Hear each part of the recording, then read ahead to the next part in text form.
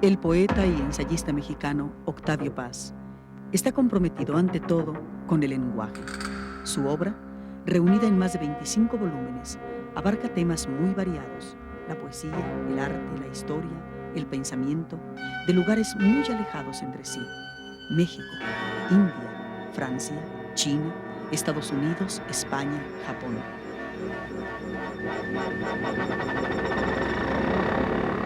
Libertad bajo palabra, Ladera Este, El mono gramático, Pasado en claro, El laberinto de la soledad, Águila o sol, El arco y la lira, Las peras del olmo, Puertas al campo, Corriente alterna, Postdata, El ogro filantrópico, Sor Juana Inés de la Cruz o Las trampas de la fe y Tiempo nublado. Son algunos de los títulos que lo han colocado entre los escritores más grandes de nuestro idioma y que lo han hecho merecer varios premios: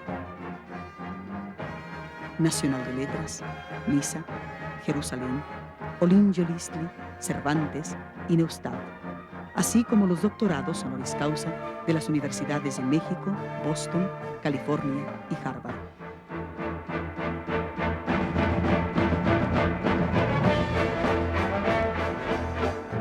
En el 70 aniversario del poeta, Televisa presenta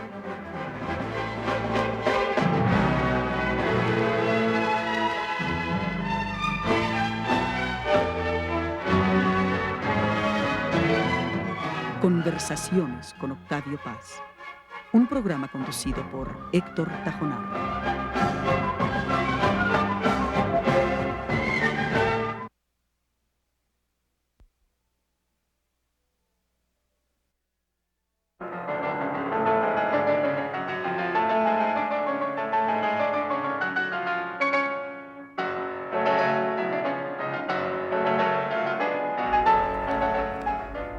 Muy buenas noches. Nuestra conversación de hoy con Octavio Paz será sobre la relación de Paz con la poesía francesa.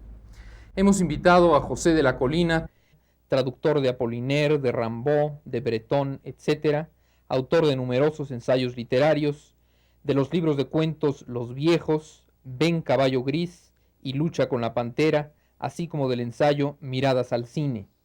José de la Colina es miembro del Consejo de Redacción de la revista Vuelta y dirige el Semanario Cultural de Novedades, que acaba de recibir el Premio Nacional de Periodismo Cultural 1983. Muchas gracias por estar con nosotros. Maestro Paz, su contacto con la literatura francesa empezó desde una edad muy temprana. Usted tuvo una educación franco-española, estudió en colegio francés. ¿Qué autores franceses leyó usted en su infancia y en su juventud? Leí de muy joven a Balzac, a Stendhal, a Víctor Hugo, me imagino. Claro, pero las novelas fueron una gran lección para mí. Yo, como todos los jóvenes, me identificaba con los personajes, creía que era Rastignac o era Julián Sorel, me enamoraba de Mathilde de la Mole o de la Sanseverino, y más tarde, cuando leía a Proust, eso ya fue mucho más tarde, no estaba en mi casa, es una adquisición mía, pues también otra vez me fascinó la figura de Odette, ¿no? Pero claro, en una biblioteca, en Francia, las grandes personalidades, sobre todo la Francia tradicional, reinaban. Había Luis XIV y el siglo de Luis XIV, y luego había Napoleón, y claro, la gran figura era Napoleón, que en mi casa, que eran liberales, había particular admiración por Napoleón, porque era, en primer lugar, el gran hombre, también era el liberal, el producto de la Revolución Francesa. Y el Napoleón, más que Napoleón, el Luis XIV y el Carlomagno de la literatura, el dios de los dioses, era Víctor Hugo. Bueno, además yo pienso en una cierta relación entre Víctor Hugo, que hay la famosa frase Víctor Hugo, cuando le preguntaron a André Gide quién era el más grande poeta de Francia. Está un poco de todo, bueno y malo y grande y teatral. Pero que ahora que lo he vuelto a leer, es un gran poeta. Hubo una época en que me reía de él, pero era un tonto al reírme de él. Es un gran poeta. Yo pienso en esta relación entre Víctor Hugo y tú, que sería, bueno, Víctor Hugo habla de que él le puso el bonete rojo, el de la Revolución, al diccionario, y pienso en ese poema en donde tú hablas de maltratar y torturar las palabras y patearlas y hacerlas que digan hasta lo que no deben decir. Bueno, pero yo no tengo nada napoleónico y Víctor Hugo sí. Mis héroes son otros, ¿no? Yo pienso sobre todo, por ejemplo, ¿qué héroes te habría dado esa literatura francesa? ¿Qué héroes intelectuales o morales o poéticos? Bueno, hablé de Julián Sorel, hablé de... Bueno, en realidad en la novela francesa, pero también en la poesía, aparece en la Edad Moderna el héroe, pero no el héroe que representa las aspiraciones, no el jefe, sino lo contrario. El héroe como un ser casi antisocial, el héroe el héroe rebelde. Entonces la primera lección de la literatura francesa, eso no lo tuve en la literatura española, fue la lección de la rebeldía. Encontramos rebeldía, encontramos crítica en Voltaire, en Diderot, en Rousseau, desde luego. En el Marqués de Sade. Sí, bueno, pero eso lo leí más tarde, mucho más tarde, Sí. y tengo una actitud ambigua frente al Marqués de Sade. En cambio, estoy pensando en los grandes modelos de mi adolescencia. Muy pronto, en la preparatoria, empecé a leer a los escritores modernos que no estaban en mi casa. Por ejemplo, a Gide, que también es otro rebelde, y a Valéry. Valéry no es rebelde, pero es un escritor marginal. Y estos escritores me empezaron a enseñar la otra vertiente, diríamos, de la literatura francesa moderna. Porque estamos hablando sobre todo, no del siglo XVII, sino sobre todo de la época del siglo XIX y el siglo XX. Y Valéry me descubrió, ya la conocía, pero muy mal, la otra tradición francesa. Aunque no la tradición romántica de Lamartine, Alfred de Musset y todos estos poetas, sino sobre todo lo que dio origen después al simbolismo. Así que descubrí muy pronto a Baudelaire, a Nerval, a todos estos poetas. Más tarde me fascinó la figura de Nerval. Y me sigue fascinando, es uno de mis poetas predilectos, creo que ejerció bastante influencia en mí. Es un poeta poco conocido en realidad, pero no es un gran poeta en el sentido en que lo es Milton, o en que lo es el mismo Víctor Hugo, o en que lo es Quevedo, el español. Es un poeta mucho más reducido, pero es un poeta que me toca muy profundamente.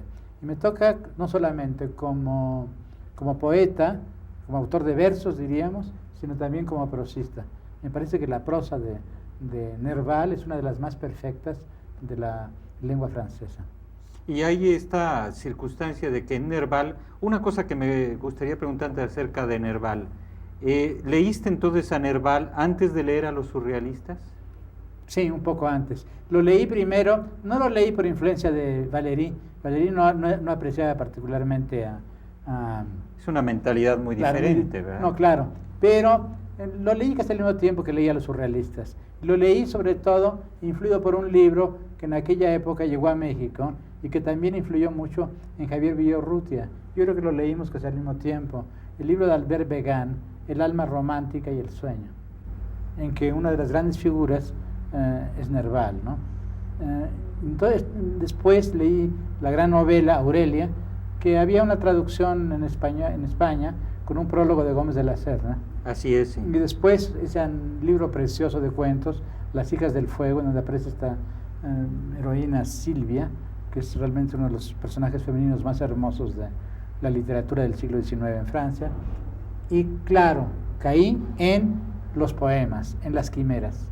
Bueno, antes de esto me impresionó mucho esta liga, primero, entre la locura y la razón en Nerval, entre la vida desventurada de este hombre y su gran elegancia espiritual, y después entre el sueño y la razón, el sueño y la vigilia. Esto es uno de los primeros que establece puertas de comunicación entre el sueño y la vigilia. Un mundo en el cual el mundo de los sueños está todo el tiempo bañando la realidad, transformándola, diríamos. Él dice literalmente la expansión del sueño en la vida. Exactamente. Ahora, y es asombroso precisamente lo que tú me decías, como yo recuerdo que hay una compilación de textos de Nerval que se llama El dictado de la locura, lo cual me parece que habría que distinguir. Es decir, él, aún en Aurelia, Nerval, escribe sus delirios, unos delirios que toman para él una dimensión mística y mítica. Los escribe siempre con esa prosa, la misma de Silvia. Una prosa racional. Muy francesa, muy fluida, etc. Este tipo de tensión me imagino que debe de haberte apasionado, claro, porque hay un poco ese aspecto, yo siento, en tu prosa y en tu poesía. Sí, hay esta continua comunicación entre la pasión y la razón, entre el sueño, más bien dicho, y la razón. La visión y la crítica, ¿verdad? Nerval nunca escribió en los momentos en que deliraba, escribió en los momentos de lucidez. Y lo más interesante es que se inclinó sobre el sueño y sobre la locura. Estuvo varias veces internado en sanatorios y entonces se internó en su propia locura para ver con claridad dentro de la locura y para ver con lucidez dentro del sueño. Es una tentativa muy moderna y realmente extraordinaria, ¿no? Su prosa no es la prosa de un loco, no, ni su poesía. Ni su poesía, ¿no? Por cierto, usted ha traducido en Versiones y Diversiones algunos de los poemas bueno, de ahí Nerval. está. Caí en las quimeras, es decir, los famosos sonetos, la serie de sonetos, que en realidad son 12 sonetos que son un solo poema, se puede leer como un solo poema, y que es una historia de Nerval, una historia mítica, una historia simbólica de Nerval. Yo traduje 4 de esos poemas y, por ejemplo, si leemos el primero, que es muy famoso, es muy popular, muy conocido, El desdichado, y que es una especie de autorretrato simbólico de Nerval, podemos entender esta dualidad y esta comunicación entre el sueño y la razón, entre el mito, diríamos, y la historia. Y me parece, agregaría, Octavio, que hay también esta idea de la otredad del ser, de que somos otro. Claro. Que es muy importante en ese soneto que tú has traducido en 2 versiones. Sí, tú también lo tradujiste, ¿no? Sí, El desdichado. Sí. Es decir, somos otros. Por ejemplo, hay una foto o un retrato de Nerval en que él ha anotado con su letra, yo soy el otro, que recuerda mucho lo que dirá Rimbaud con un acierto genial en la forma del verbo. Yo es otro. Ya no dice soy, yo es otro. Sino yo es otro. Y él aquí habla de los otros que es, o sea, que somos también unos seres míticos de nuestra propia mitología, de nuestro propio subconsciente, de ese otro lado oscuro de nosotros. Sí, además Nerval, como muchos poetas, transforma su vida personal, una vida que después de todo, una vida no es tan importante, no es tan interesante, la triste, transforma en mito. Él estuvo enamorado de esta actriz, Jenny Colon, que era cantante y que fue un amor desventurado. En fin, toda su biografía personal se transforma en El desdichado. En primer lugar, el título es en español, El desdichado. ¿Por qué El desdichado? Yo no lo sabía, puede que tú lo sepas. Después un crítico norteamericano o inglés lo descubrió. El desdichado alude a la novela de Walter Scott, en que aparece aquel personaje Ivanhoe. ¿Se acuerdan de esa novela de Ivanhoe? Ivanhoe es la divisa del escudo del caballero. Sí, dice el desheredado. El desdichado como si fuese el desheredado. Y Nerval se identifica con este caballero que regresa de las cruzadas y que ha sido desheredado y desdichado. El desdichado. Yo soy el tenebroso, el viudo, el sin consuelo, príncipe de Aquitania de la torre abolida, murió mi sola estrella, mi laúd constelado ostenta el negro sol de la melancolía. Tú que me has consolado de la tumba y su noche, el Pausílipo dame, la mar de Italia vuélveme, la flor que amaba tanto mi desolado espíritu, la parra donde el pámpano a la rosa se alía. Soy el amor o Febo, Lusignan o Birón. Roja mi frente está del beso de la reina, soñé en la gruta donde nadaba la sirena, traspasé el Aqueronte, vencedor por 2 veces, y la lira de Orfeo he pulsado, alternando suspiros de la santa con los gritos del hada. Bueno, cuando uno oye este soneto, que es como un cubo de cristal de roca, se entiende muy pocas cosas. Queda uno fascinado por la música del verso, por las extrañas imágenes, pero no entiende uno mucho. Es lo que yo le iba a decir, es demasiado hermético. Es hermético, digamos. claro. Él mismo en una carta a su amigo Alexandre Dumas le dice, estos poemas encierran toda una filosofía supernaturalista. Él fue uno de los primeros que empleó la palabra supernaturalista, que después Apollinaire transforma en surrealismo. Surnaturalista. Bueno, no es un poema difícil, pero no tanto. En el primer cuarteto, Yo soy el tenebroso, el viudo, el sin consuelo, en primer lugar es una alusión a su vida íntima. El viudo porque Jenny Colon, con la que estuvo casado místicamente, pues en realidad fue una relación muy corta, pero él estuvo casado místicamente con ella, había muerto. Ella estaba casada y tenía hijos por lo demás, ¿no? Entonces, pero además se siente príncipe de Aquitania, porque él pensaba que descendía de unos caballeros en la Aquitania, que tenía una torre, y finalmente murió mi sola estrella. ¿Qué estrella? La estrella es Jenny Colon, la actriz, la estrella en el sentido más diario de la palabra, pero también su estrella en el sentido místico, en el sentido astrológico casi. Mi laúd constelado ostenta el negro sol de la melancolía. Por un lado es viudo, por otro lado es príncipe, pero un príncipe sin herencia, de la torre abolida, no tiene nada, y por otro lado tiene un laúd, es un trovador, y el laúd está constelado. Constelado, ¿por qué? Es un término de astrología que tiene que ver con la influencia de los astros sobre un instrumento musical. Finalmente, ostenta el negro sol de la melancolía. ¿Qué sol es ese?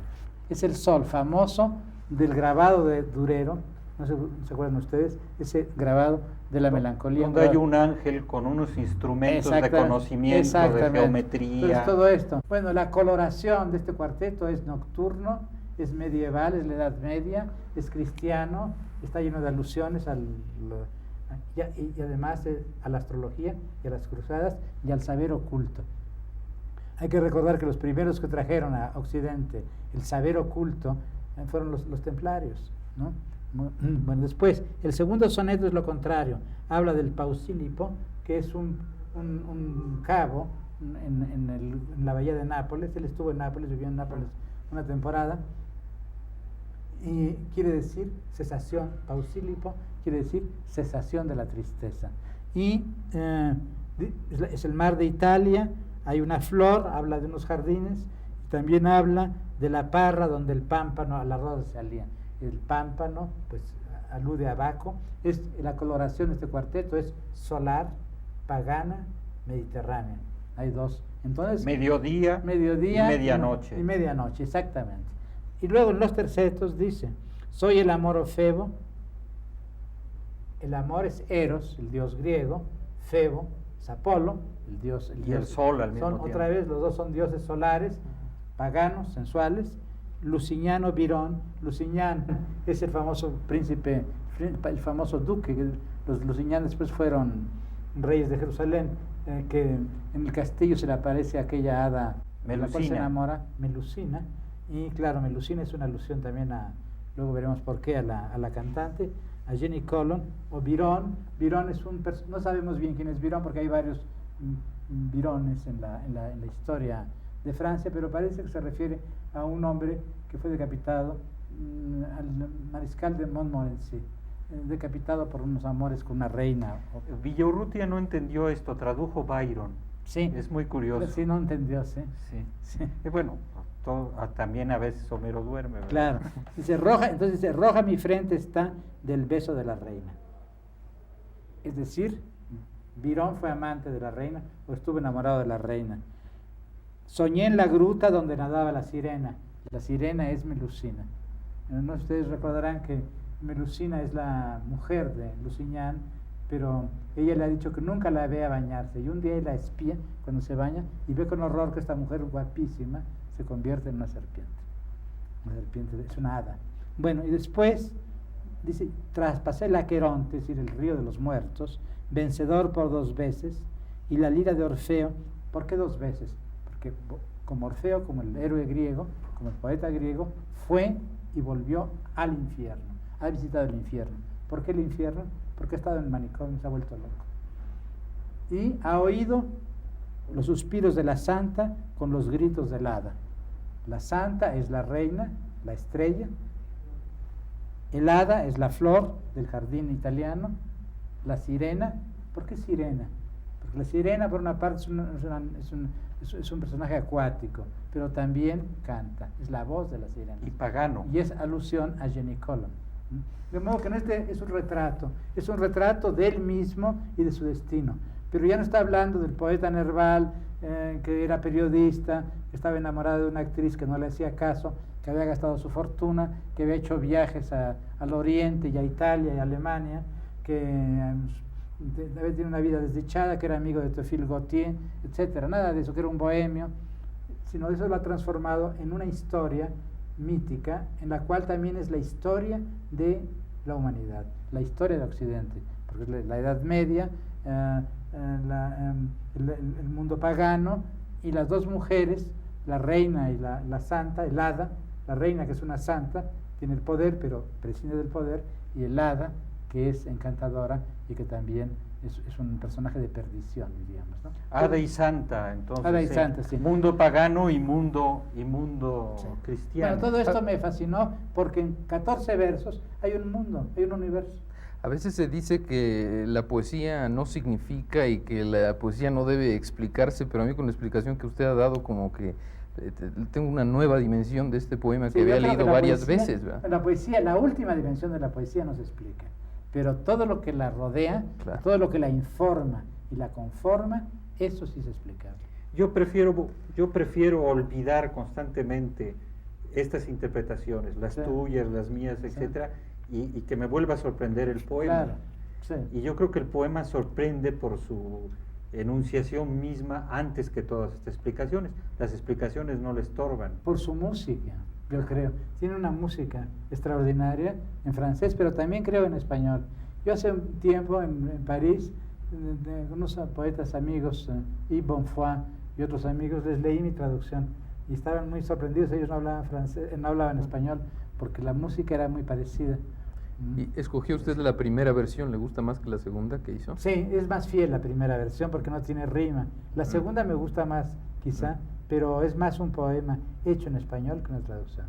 Es menos fiel, diríamos, ¿no? Yo encuentro mucho, Octavio, que este soneto tiene esa calidad casi de resumen de una tradición y una innovación poética que tienen, por otro lado, algunas otras piezas poéticas. Por ejemplo, yo pienso en piezas fundamentales, por ejemplo, lo ligo mucho con el soneto de Quevedo, cerrar podrá mis ojos la postrera Claro. sombra que me llevare el blanco día, que tampoco se entiende mucho y que finalmente nos deja una huella quemante, ¿no? Claro.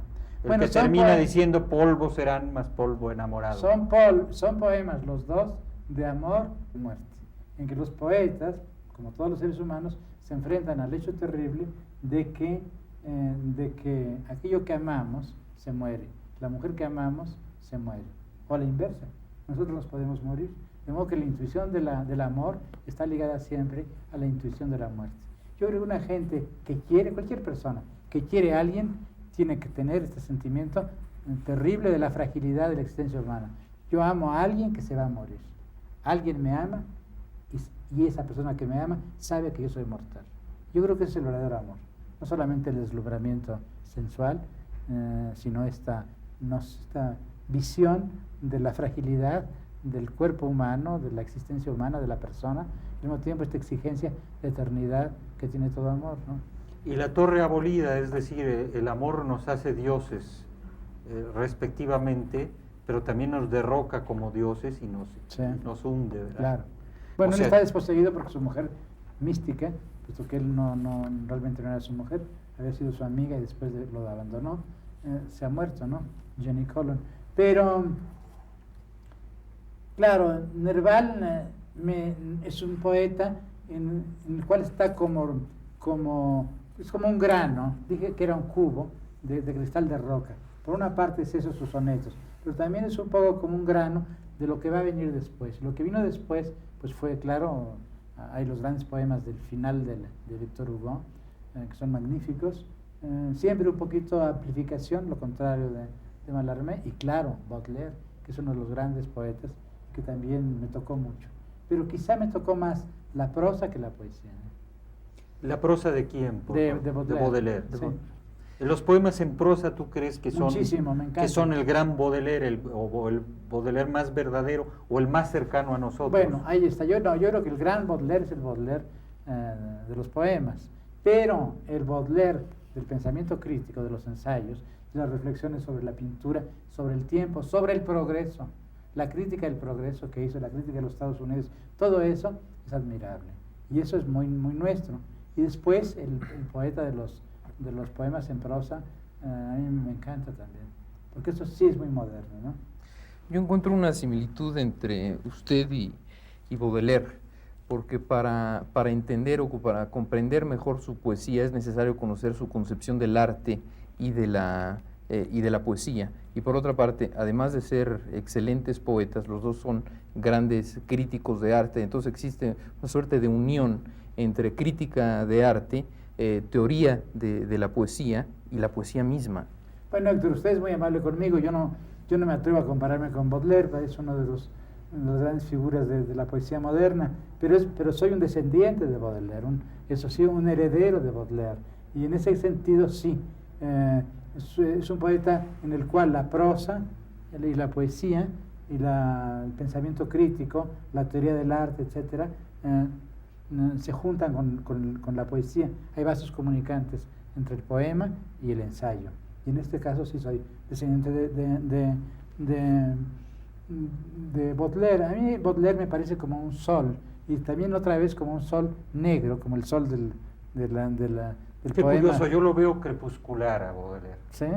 Veo un sol agonizante y un sol que se sabe agonizante, Bueno, que me ahí está. parece que es la gran aportación de Baudelaire, Bueno, lo que esta autoconciencia. Pero estoy de acuerdo contigo, absolutamente, es lo mismo que yo iba a decir. Cuando dije sol negro, quizá fue un poco abrupto lo que dije, pero tienes razón. Hay la noche y el día juntos en Baudelaire. En aquel famoso soneto, Las correspondencias, tiene dos líneas que me parece que resumen admirablemente la poesía y la figura misma de Baudelaire. ¿Cómo dice? Dice, en una tenebrosa y profunda unidad, basta como la noche y como la claridad. Es magnífico. Basta, tenebrosa, unidad, profunda, claridad. Todo está junto.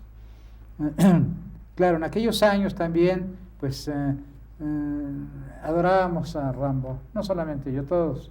Cuando hacíamos la revista Taller, un amigo nuestro tradujo por primera vez la temporada de Infierno de Rimbaud.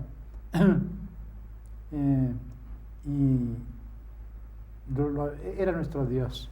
¿No crees que en eso ha intervenido casi más el personaje a veces que su misma obra, aunque su obra desde luego es admirable, pero en Rimbaud aparece el ángel caído hasta por su belleza física, el adolescente que calla cuando deja de serlo, o poco después, aunque ha habido varias interpretaciones acerca del momento en que realmente dejó de escribir. Pero no importa a veces más el mito Rimbaud que la obra de Rimbaud. Pero absolutamente, tienes razón. Yo creo que nos ha fascinado, sí, la poesía de Rimbaud. Hay poemas espléndidos, sobre todo los textos en prosa. Él es uno de los grandes poetas en prosa, pero sobre todo nos ha impresionado el mito de Rimbaud. Un niño, un adolescente que escribe, en fin, que recorre desde la poesía romántica hasta la poesía más moderna en unos cuantos años, y que antes de terminar la juventud decide no escribir y se convierte en un aventurero y no regresa sino para morir en un hospital en el sur de Francia. Bueno, es una vida tan extraordinaria, tan dramática y al mismo tiempo tan intensa, y una rebeldía tan tan profunda. Porque se convierte en un maldito social, Sí. además. Bueno, fíjate que sí, pero al mismo tiempo no hay que olvidar que cuando estaba en África, estaba en el tráfico de esclavos y No, yo vendía pienso en armas. la etapa anterior, en la su etapa- relación con Berlín, Claro. este vagabundaje, sus el amores- episodio del disparo de sus Berlín amores contra él. Sus amores con Berlín, todo eso, claro. Y después se convierte en un aventurero muy extraño, ¿no? Las cartas de África son extraordinarias, pero son cartas de un aventurero, no son cartas de un poeta. Se parece que además se convierte en una especie de hombre de mano de unos jefecillos, Sí. o por lo menos el tráfico de armas. Tráfico se de dice armas que de esclavos y tráfico también. de esclavos. ¿Sí? De ahí nace esto de Poetas Malditos. Es el título de un libro de Verlaine sobre Sí, Rimbaud. bueno, pensando en todos estos poetas. ¿Sí? Yo creo que Verlaine es un poeta admirable. Lo leí con mucha pasión. Después, el puritanismo surrealista me hizo despreciarlo. Y ahora he vuelto a Verlaine. Es uno de los poetas que me gusta más. Hay dos poetas que he descubierto en los últimos 10 años que había despreciado por radicalismo poético y que ahora me encantan. El primero de ellos, el más grande, es un poeta inmenso, es Verlaine. Claro, es un poeta puramente lírico. No hay una sola idea en Verlaine. No hay una visión del mundo. Hay sensaciones y emociones y nada más, ¿no? Y música verbal extraordinaria. Quizá por eso lo rechazaban los surrealistas. Sí. Demasiado musical y demasiado poca idea. Bueno, sí, es posible. Había un prejuicio. En fin, después de todo la poesía es canto, la poesía es música. Si no, no hay poesía, yo creo, ¿no? Claro. Yo creo que el defecto de buena parte de la poesía surrealista es que es sobre todo visual, pero no se oye, se ve. Los poemas de Breton los puedes pensar y los puedes ver, pero oírlos, no. En cambio, Verlaine se oye, se canta. Y el otro poeta, no es tan amplio, es un poeta mucho menos interesante y muy poco conocido en lengua española, Tourlé. Tourlé yo creo que lo conocemos, muy poca gente. Borges lo ha leído y lo ha imitado. Después, y ahora Salvador Elizondo, que ha hecho unas traducciones espléndidas, las publicó en Vuelta. De Tourlé es un poeta casi desconocido. Pero en fin, y claro, mi gran dios, ya mucho más tarde, fue Mallarmé. Traduje algún soneto de Mallarmé, no lo vamos a leer porque es demasiado, pero influyó mucho. En el caso de Baudelaire influyó más que nada la actitud, diríamos, ¿no? En el caso de Mallarmé influyó la práctica de la poesía, sobre todo ese poema, un lance de dados, que muchos poetas han traducido y mal como un golpe de dados, como si los dados nos golpeasen, un disparate extraordinario. Es un lance de dados, ¿no? Y ese poema influyó mucho. Yo no hubiera podido escribir Blanco sin el poema de sobre todo eso que Mallarmé. dice de la musicalidad en la poesía, ¿no? La importancia de la No, música. eso en el caso de Verlaine, pero no en el caso de Mallarmé. Estamos hablando de Mallarmé ahora, Sí, ¿no? estamos hablando de Mallarmé, que yo Sí. creo que desde luego hay esta importancia, por ejemplo, del espacio, del espacio hasta tipográfico, o sea, en la página y tal como está impresa en que se produce el poema. ¿Es a eso a lo que te refieres Sí, cuando claro. hablas de un lance de dados no abolirá el azar? Claro. Que está ya Sí. distribuido de modo que se convierte en una especie de drama espacial el Claro. poema. La disposición tipográfica reproduce el movimiento del verso y el movimiento del pensamiento. Y además, la idea de tirar unos dados o de escribir sobre una página y distribuir las palabras sobre la página, ¿a qué se parece? Se parece a las constelaciones. ¿Y a qué se parece? A la música, a una partitura también. De modo que hay la asociación entre visión del universo, el cielo estrellado, el cosmos, visión de la página, como si fuese como si la página del poema, en el que está escrito el poema, fuese un reflejo o un espejo que reflejase al cielo estrellado y también a la música. Yo he soñado siempre, un día lo voy a hacer, quizá proyectar Blanco en una pantalla de televisión, un pequeño experimento estético, mi poema Blanco, para mostrar las posibilidades de la nueva poesía, porque yo creo que la poesía nueva no está encadenada a la página, a la lectura. En su origen la poesía fue hablada. La gente, lo dice Nerval habla del laúd constelado. La gente oía a los poetas, no los leía. Después los ha leído. Pero ahora con los nuevos medios de difusión del pensamiento, sobre todo con la televisión, que reúne la palabra hablada y la imagen, podemos intentar experimentos poéticos. Claro, para un público reducido quizá, pero de todos modos vale la pena intentarlo. Bueno, tú has hecho algunos de estos experimentos en algunos libros tuyos, por ejemplo, el libro que quiere tener una sola página. Blanco, exacto. Blanco, que se leería continuamente, sí. Y los discos visuales. Sí. Bueno, en blanco realmente la página que imité la página de los de China y japonés, es decir, que se abre como un abanico el libro, en realidad en la televisión sería una continuidad. Que iría pasando. Iría las letras en movimiento y las voces en movimiento. Y el otro, discos visuales, obedece al mismo principio. Es decir, yo quisiera asociar el movimiento temporal de la palabra con el movimiento espacial. Porque además hay sobre la pantalla. Hay además algo combinatorio, es decir, hay un impulso combinatorio el que te lleva a hacer los discos visuales, claro. Hacer que el lector pueda un poco hacer su propio poema con los elementos que tú le das. Bueno, esto viene en parte de la poesía oriental. Yo vivía muchos años en Oriente, más que nada de la poesía china. También viene del arte tántrico, del arte de la India, y viene también de Mallarmé. Con el ejemplo de Mallarmé yo no hubiera podido arriesgarme a este tipo de experimentos, ¿no? Y se da también un poco en Apollinaire cuando hace los caligramas, por ejemplo, que ya piensa un poco en el poema como hecho plástico también, y una confusión de plástica y lírica, ¿verdad? Exactamente, solamente que ahí los caligramas de Apollinaire me interesan menos porque están fijos sobre la página. Y realmente ya se había hecho antes y no son muy buenos, ¿no? A mí Apollinaire me encanta, fue un poeta que me impresionó mucho. Hubo 3 poetas después de Mallarmé pero antes que Mallarmé quizá, después desde un punto de vista cronológico, pero no como lectura mía de ellos, que me impresionaron mucho. El primero fue Saint John Perse. Lo descubrí muy pronto, primero porque la revista Contemporáneos publicó su gran poema Anábasis, y luego porque lo leí muchísimo, fue uno de mis, lo admiré mucho. Y después, claro, eso me llevó al maestro de Saint John Perse, que es un poeta inmenso, con ideas que yo repruebo, ideas políticas que yo repruebo, pero que es un gran poeta, Paul Claudel. Y esto, después Apollinaire. Apollinaire finalmente fue el que me tocó de un modo más profundo.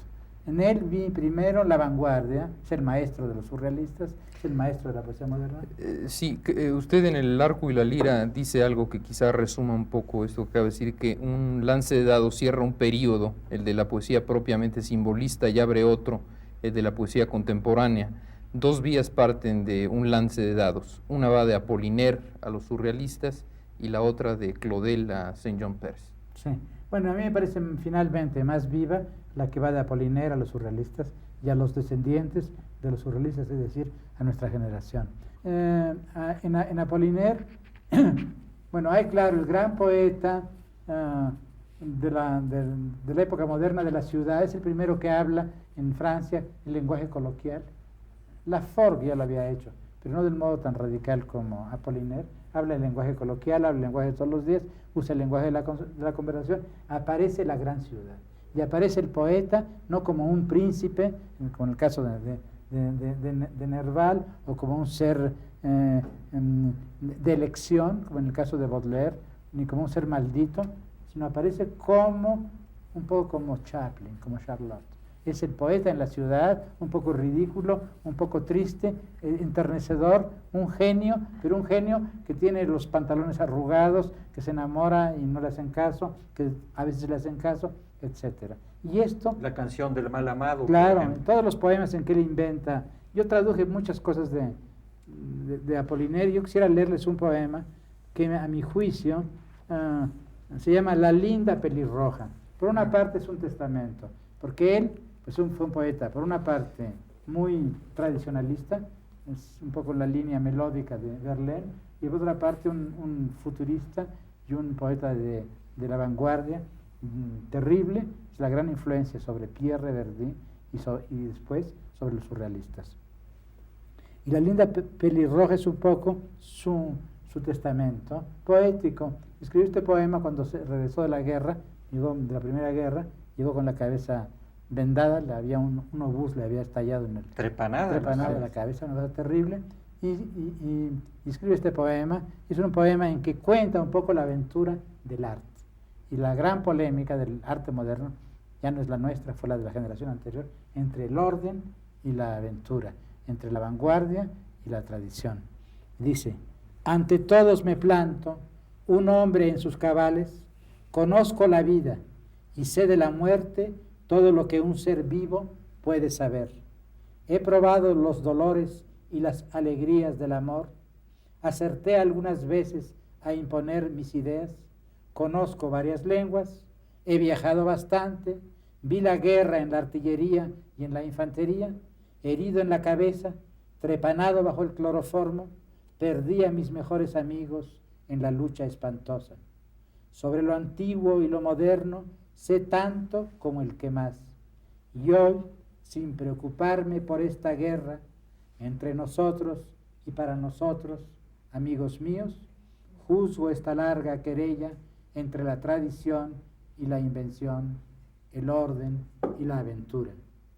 Vosotros, cuya boca está hecha a imagen de la boca de Dios, boca que es el orden mismo, sed indulgentes cuando comparéis aquellos que fueron la perfección del orden con nosotros que buscamos en todas partes la aventura.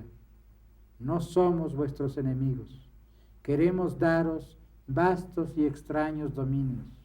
Allá el misterio en flor se ofrece al que quiere cortarlo, allá hay fuegos nuevos de colores nunca vistos, 1000 fantasmas imponderables a los que hay que darles un cuerpo.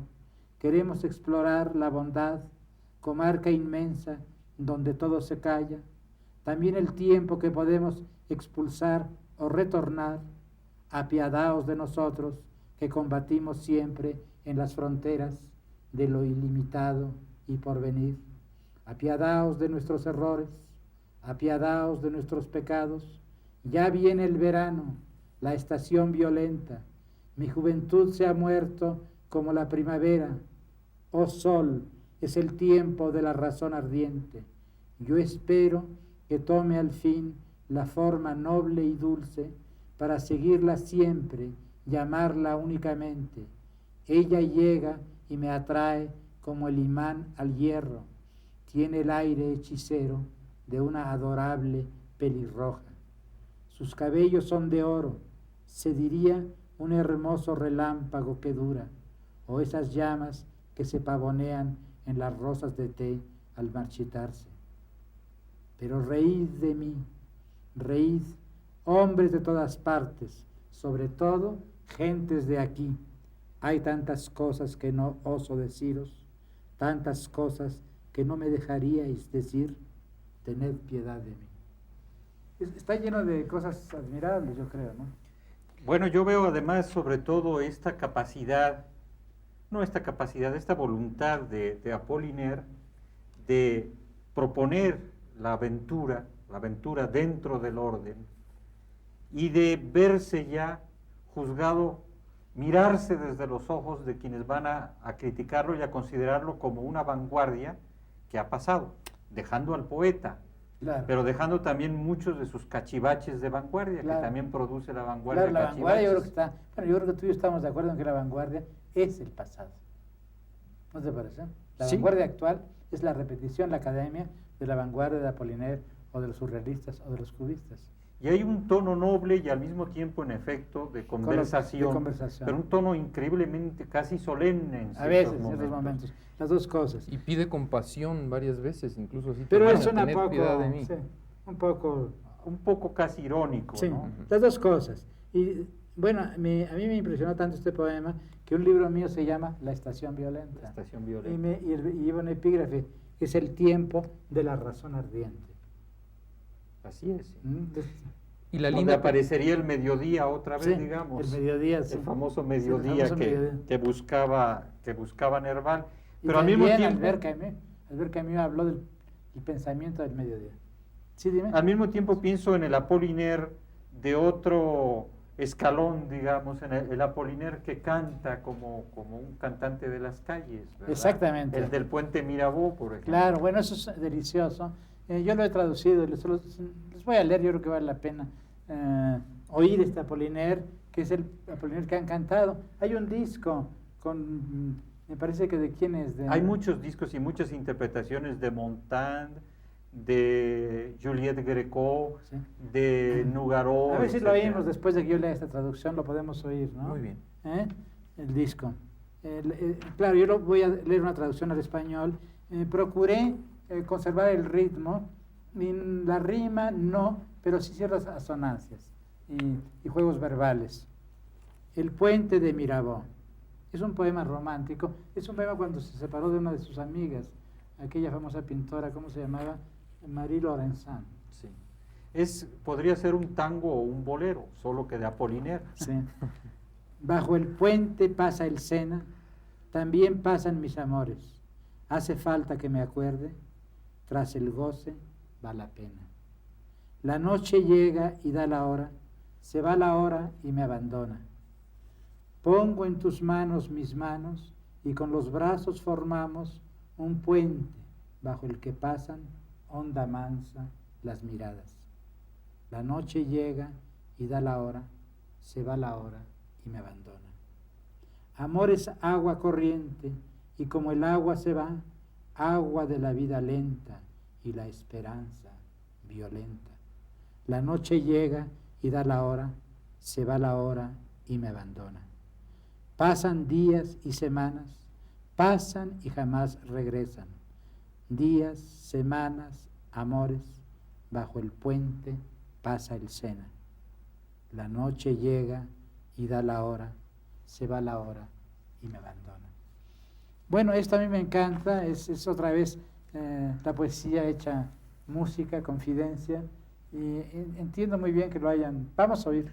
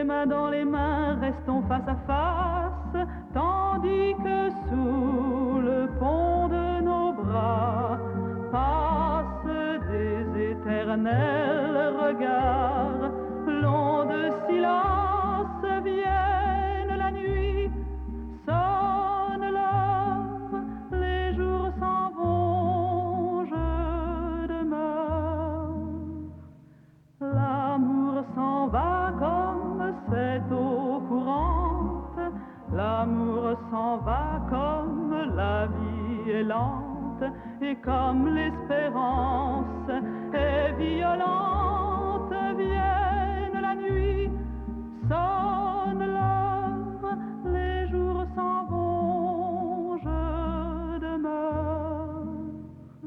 Passent les jours et passent les semaines, ni temps passé, ni les amours reviennent.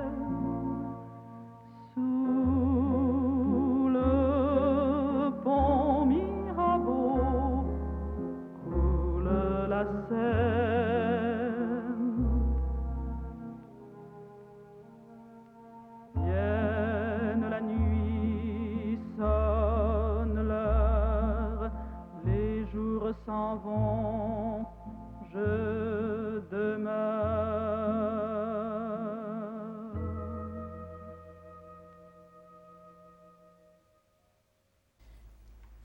Hablábamos de Nerval y en el famoso soneto de Nerval que leí, habla en un momento dado, dice, la flor que amaba tanto mi desolado espíritu.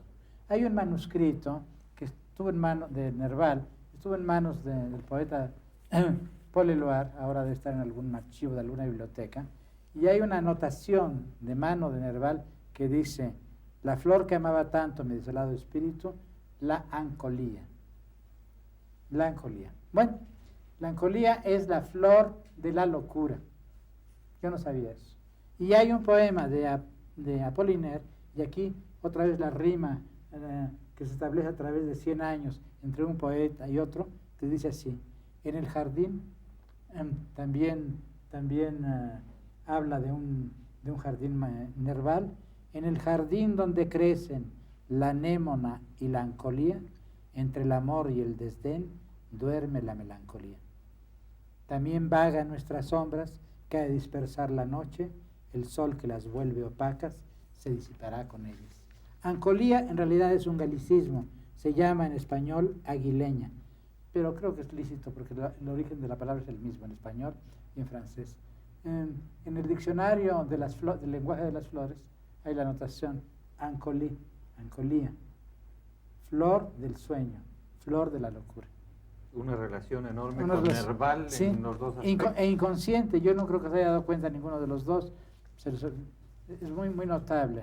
Claro, la gran influencia, así como en Apollinaire hay recuerdos de Verlaine y de Baudelaire, aunque a él no le gustaba tanto Baudelaire, en fin, le gustaba mucho el Marqués de Sade, era además el erotismo terrible de Apollinaire, ¿no? El gusto por el sadismo. Erotiza incluso la guerra. ¿Sí?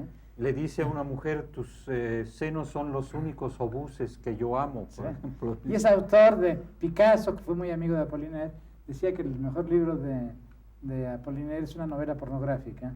A mi juicio bastante mala esa novela, pero en fin, para Picasso era la gran obra de Apollinaire.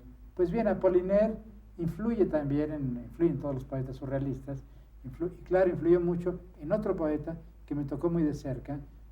No lo conocí, lo hubiera podido conocer, pero cuando llegué a París todavía vivía, pero vivía lejos de París en un monasterio, en un pueblo, en un monasterio, Pierre Reverdy, con ese nombre tan bonito, Pierre, que quiere decir piedra, Reverdy. Piedra reverdecida. Sí, piedra que reverdece, ¿verdad? Sí. Qué bonito, ¿no? Bueno, pues este hombre también me tocó mucho a mí, su poesía me parece un poeta extraordinario. ¿Tú lo leíste después de leer a los surrealistas? Al mismo tiempo. Porque yo recuerdo sobre todo a Reverdy, lo he leído, pero me empezó a interesar por la mención que hace Breton de él acerca de la necesidad de que la metáfora sea este encuentro de contrarios y sobre todo de realidades muy alejadas. Creo que es Reverdy el que dice que la chispa metafórica, poética, será mayor en cuanto en una metáfora o en una imagen se unan precisamente los dos términos más alejados que puede haber. Claro. En lugar de ser un mero símil, ¿verdad? Yo no sé si fue a través de allí que empezó a interesar. Bueno, a mí me interesó, claro, por esa cita. Leí también los ensayos de Reverdy, y César Moro, el poeta peruano que vivió en México, en aquellos años tradujo también a Reverdy, hizo buenas traducciones, y yo mismo traduje algunos poemas. No sé si valga la pena leer una traducción. Es un poeta ascético, un poeta que reduce todo a... Es el poeta para mi gusto. Los mejores poemas de él son los poemas del instante. En que el instante, una situación se reduce a unas cuantas líneas. Por ejemplo, esto: minuto, no ha regresado todavía, pero ¿quién entró en la noche? El péndulo, los brazos cruzados, se ha detenido. Casi es un haiku, ¿no? Sí. Es una economía extraordinaria. Además, ¿quién entró en la noche? Es muy misterioso, ¿no? Es un poeta lleno que introduce lo que no se puede decir en la poesía y alude a eso de un modo muy eficaz. ¿No te parece? Una plenitud del instante. Yo creo que por ahí está tu simpatía por Reverdy. Yo siento mucho que hay en tu poesía una especie de eclosión, de florecimiento violento a veces del instante. Sí. Un constante presente muchas veces. Sí, bueno, ahí el tiempo en Reverdy. Y luego es un poeta que fue muy amigo de los cubistas, es el hombre que vio más claramente, fue el gran amigo de Juan Gris, y es el hombre que ha visto con mayor claridad la pintura cubista. Fue un gran crítico de arte, fue un gran ensayista Reverdí, y entonces cuando habla de pintura, en realidad está hablando de poesía también, porque concibe el poema casi como un cuadro cubista, reduce el poema a sus elementos esenciales. ¿Y Henri Michaux lo conoció usted? Ese sí es amigo mío, lo quise mucho, fue un poeta que admiré muchísimo, que quiero mucho, lo he traducido, he escrito mucho sobre él, somos amigos, cada vez que voy a París lo veo. Bueno, tengo muchos amigos en Francia, poetas de la nueva generación, de gentes de mi edad y gentes más joven que yo, como Bonfoy, y luego tengo amigos que no son poetas, como Cioran, que es uno de los autores que yo más admiro.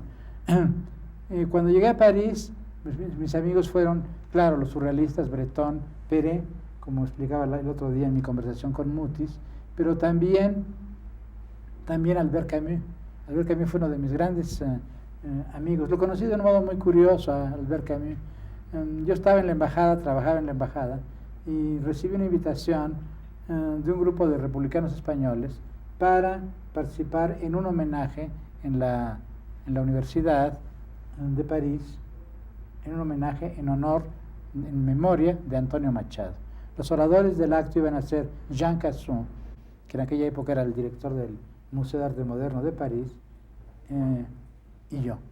Y María Casares, la actriz, iba a decir poemas de Antonio Machado en francés y en inglés, en francés y en español. Yo estaba muy emocionado, era la primera vez que iba a hablar en francés, me daba mucho miedo, practiqué mucho mi pequeño discurso, un discurso muy corto, unas 5 cuartillas.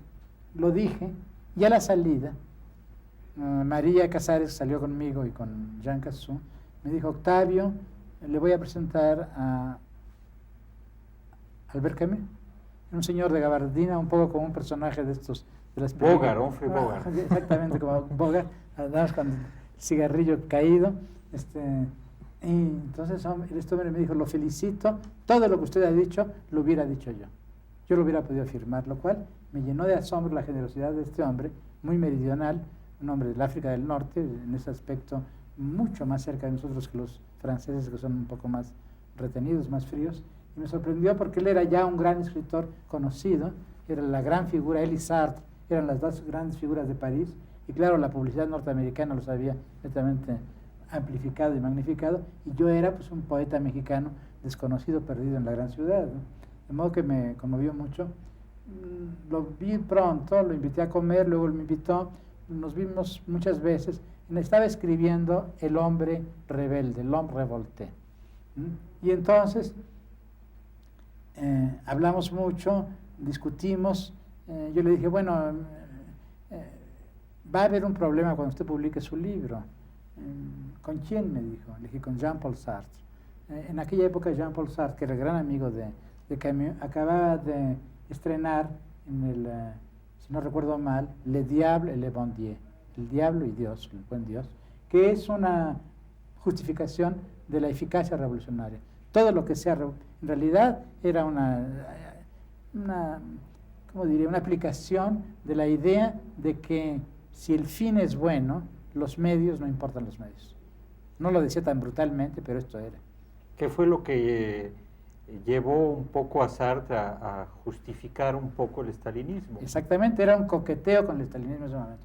Yo le dije a Albert, le dije: mire, usted no ha visto Le Diable et le Bon Dieu, lo estrenaron hace 3 días o 4 días, yo fui al estreno, y le advierto a usted que esto es una justificación del estalinismo, de la eficacia como valor supremo, de la eficacia revolucionaria.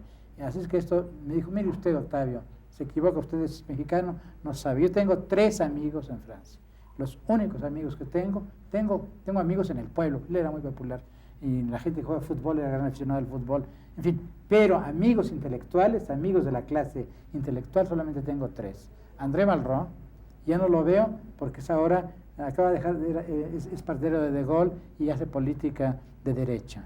El segundo es Jean-Paul Sartre, es mi gran colega intelectual, nunca me va a atacar. Y el tercero es René Char, el poeta, es mi hermano. No, yo le dije, mire, René Char, no hay nada que decir, yo lo admiro, es un gran poeta también, yo piensa como usted, jamás René Char lo va a atacar. André Malraux jamás lo va a atacar porque no entra dentro del personaje de Malraux a atacar a Albert Camus o a nadie. Es un personaje teatral, extraordinario, vive su vida como si fuese una novela de André Malraux. El Don Juan de la historia. El Don Juan de la historia, bueno, está muy bien dicho, exactamente. En cambio, Jean-Paul Sartre, no, ese es el teólogo, es el intelectual, es el hombre del rigor, es el protestante convertido al ateísmo, pero tiene un rigor terrible y lo va a someter al tribunal de la filosofía y claro, lo van a condenar. No me creyó, me acuerdo que se lo dije en la puerta de mi casa, se despidió con María, él venía, en aquella época era amigo de María Casares, se despidieron los dos, se fueron, publica el libro y a los 8 días o 15 días de publicado el libro empieza la polémica.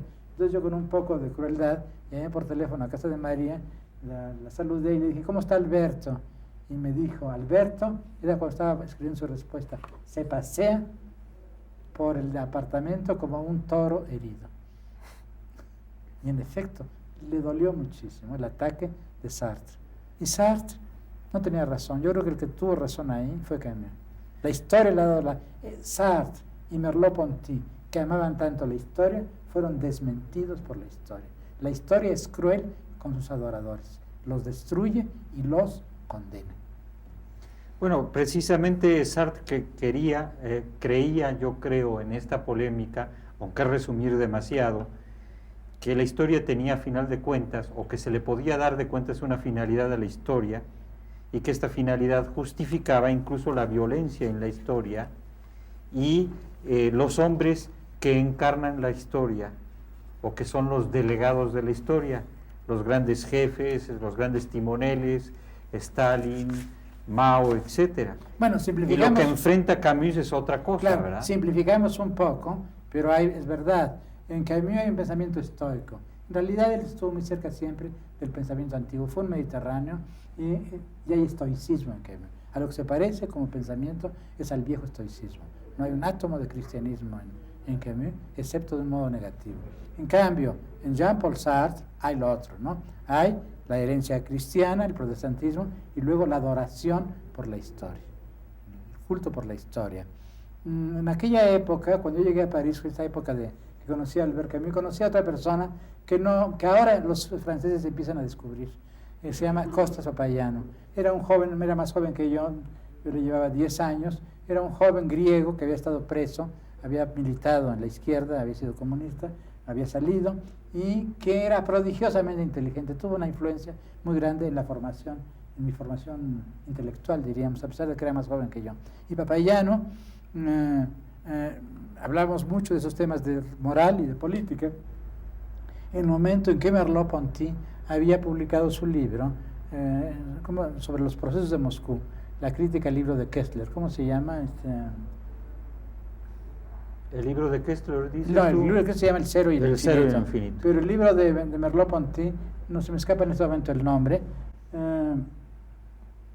Y claro, hubo una conferencia, dio Merleau-Ponty una conferencia, fuimos Costas y yo a la conferencia, y después de la conferencia, Costas interrogó a Merleau-Ponty. Merleau-Ponty se negó a contestar. Costas fue un hombre, murió hace 2 años, era un hombre extraordinario, fue uno de mis mejores amigos, no era poeta, era filósofo, no era filósofo, era amigo, sabía hablar, sabía beber, sabía comer y era generoso.